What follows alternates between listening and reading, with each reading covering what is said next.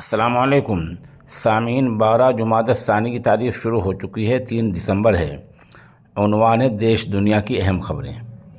ریاست ہماچل پردیش کے سنجولی میں جو مسجد ہے اس پر آج ہائی کورٹ نے اسٹے دے دیا ہے۔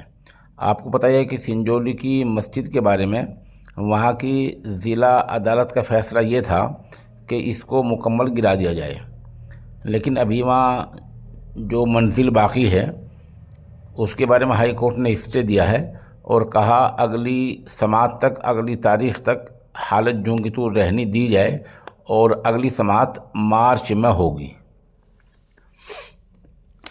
ادھر پاکستان کے سابق وزیر اعظم عمران خان کی بہن علیمہ خان نے پاکستانی فوج کے افسر اعلیٰ آصف منیر کو کٹر پنتھی مسلم بتایا ہے اور کہا ہے کہ ان کے بھائی عمران خان ہندوستانی سرکار سے اتحاد چاہتے ہیں جبکہ آصف جنگ چاہتا ہے۔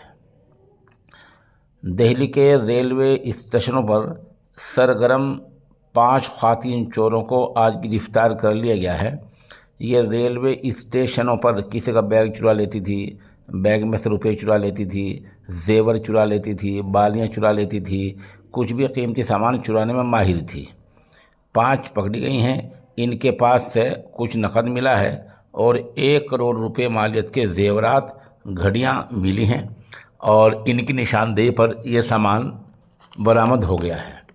پولیس نے ابھی تک ان کے ناموں کا خلاصہ نہیں کیا ہے۔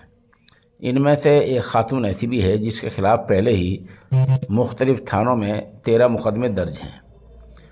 ادھر آپ کے علم میں ہے کہ دہلی ایم سی ڈی چناؤ کے آج نتیجے دن میں سامنے آ گئی ہیں، جن میں بی جے پی نے 7 سیٹیں، عام آدمی پارٹی نے 3 سیٹیں، کانگریس نے 1 سیٹ اور ایک پر آزاد امیدوار ہوا ہے۔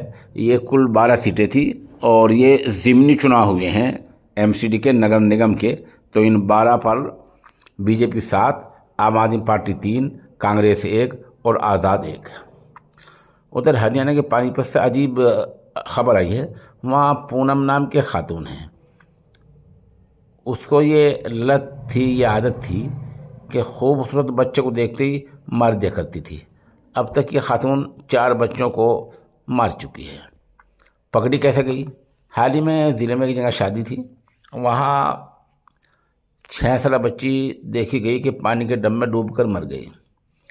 پولیس نے جانچ کی تو شبہ ہوا کہ ٹب تو چھوٹا ہے، بچی کچھ بڑی ہے، اس میں اچانک ڈوب کر اس طرح نہیں مر سکتی۔ اس شبے کی بنیاد پر پولیس نے CCTV کیمروں کو کھنگالنے میں یہ پونم نامی خاتونی بار بار آتی جاتی دکھائی دی۔ اس کو پکڑا گیا، سختی سے پوچھ تاچھ کی گئی تو عجیب انکشاف ہوا۔ اس نے کہا وہ اب تک 4 بچے مار چکی ہے۔ وہ خوبصورت بچے کو دیکھتے ہی اس کی طرف لپکتی، گھیرتی اور اس کو مار دیتی، اور اس کے بعد خوشیاں مناتی اور ناچتی بھی۔ بہرحال آج یہ خاتون پکڑی گئی ہے۔ ادھر سماجوادی پارٹی کے ممبر پارلیمنٹ مولانا محب اللہ ندوی نے آج پارلیمنٹ میں کہا ایسا لگ رہا ہے کہ دستور کی دفعہ 25 اور 26 کو کمزور کر کے مسلمانوں کی زندگی تنگ کر دی گئی ہے۔ ابھی تک 70% وقف جائیدادوں کا رجسٹریشن نہیں ہوا ہے۔ اس حالت نے مسلمانوں کو یہ احساس دلایا ہے کہ وہ یہاں غیر محفوظ ہیں۔ اس طرح ایک بحرین سے خبر موصول ہوئی ہے۔ بحرین میں خلیجی تعاون کونسل کے 26ویں سربراہ اجلاس میں جو عرب ممالک کے بادشاہ ہیں، رہنما ہیں، انہوں نے 2-3 تجاویز پاس کی ہیں۔ انہوں نے زور دیا کہ علاقے کے تمام ممالک کی خود مختاری کا احترام کیا جائے، ان کے اندرونی معاملات میں مداخلت نہ کی جائے۔ یہ بھی کہا کہ ایک کو نقصان پہنچتا ہے تو سمجھا جائے گا کہ پورے اتحاد کو نقصان پہنچا ہے۔ بہرحال اس طرح کی عرب ممالک نے یہ تجویز پاس کی ہے، لیکن ان کی تجویزیں کس قدر اہمیت کے حامل ہیں وہ آپ سب جانتے ہی ہیں۔